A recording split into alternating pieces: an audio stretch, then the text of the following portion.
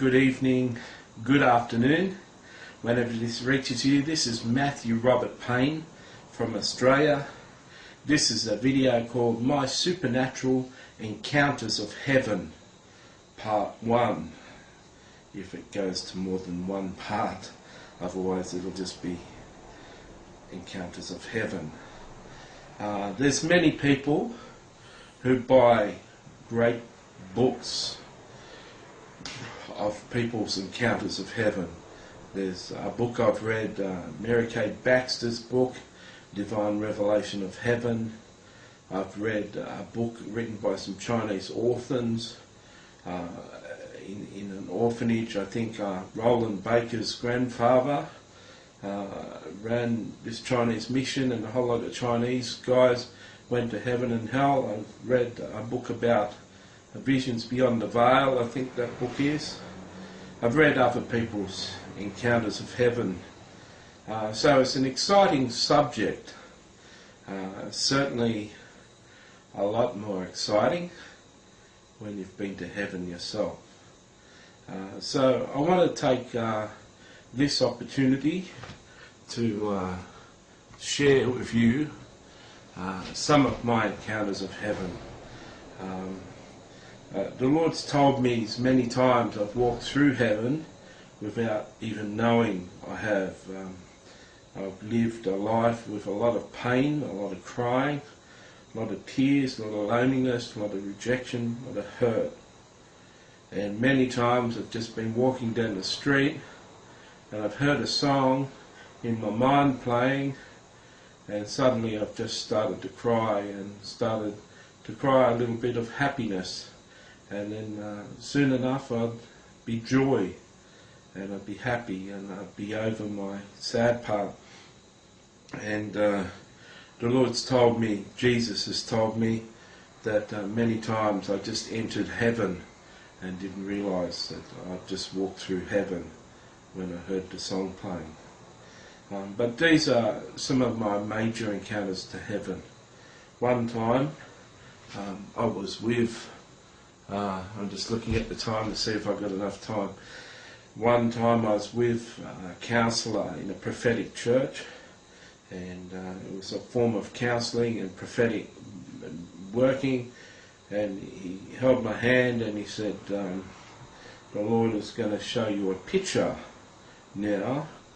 I want you to tell me what you see. And I said, I'm in heaven. He said, really? Now? And I said, yeah.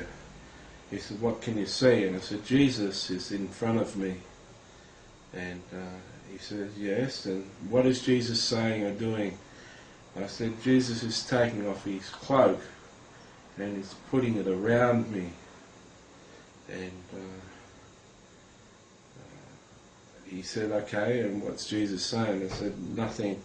He said, what's he doing now? I said, he's taking off his crown off his head and he's putting it on my head. And the counsellor says, that's good. What is he doing now? And I was silent, but Jesus took off his ring, a ring off his ring finger.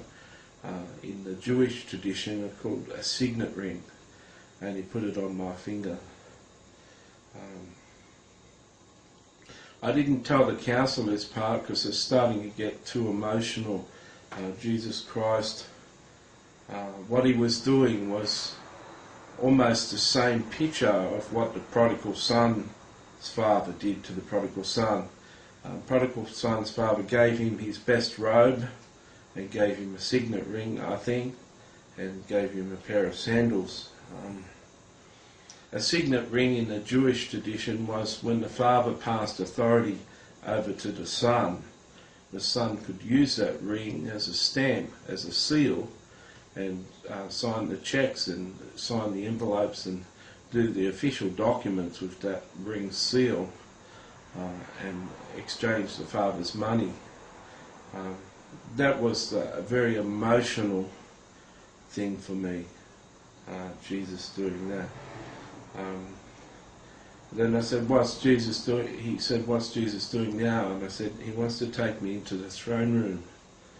And he said, so you going? I said, no, I can't go. And he says, why? And I started to cry, and I said, I'm not worthy. And he says, what do you mean you're not worthy? Jesus wants to take you into the throne room. He said, he wants to take me to meet his Father. That to the non-Christians who might be watching this, that's God himself. And I said, I'm not worthy. And the counsellor said, of course you're worthy. Jesus died on the cross for your sins. You're born again. You're one of his children. Of course you're worthy to see the Father. And I said, I'm not going. He said, Jesus, what's Jesus doing? I said, he's got hold of my hand. And he said, why are you going? You're worthwhile. I said, I'm scared. And he said, what for? At the time I was sleeping with prostitutes. I had a 2-weekly addiction. Every fortnight, every 2 weeks when I got paid, I'd go and see a prostitute. It was only about 5 days since I'd seen my last prostitute, and I certainly didn't feel like a person who was worthy to be in heaven, and certainly wasn't a person who wanted to meet God in that condition.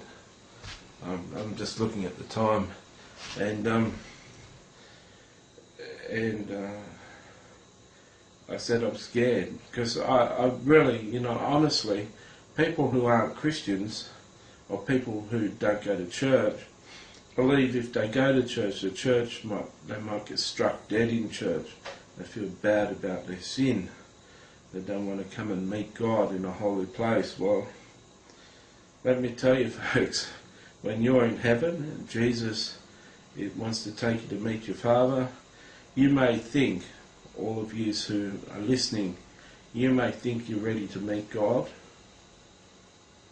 but I tell you that there's not many of you that are ready to meet God when you really think about it. Are you worthy to go in and meet God? Anyway, regardless of how you feel, that's how I felt. And the counsellor talked me through it and said, Jesus has got your hand. You're not going to go into the throne room and get wiped out by God. Jesus wouldn't take you in there to wipe you out. He'd send you straight to hell if you were not in the right place with Jesus. Jesus is going to walk you in to meet his Father, and his Father kill you. Go with Jesus. And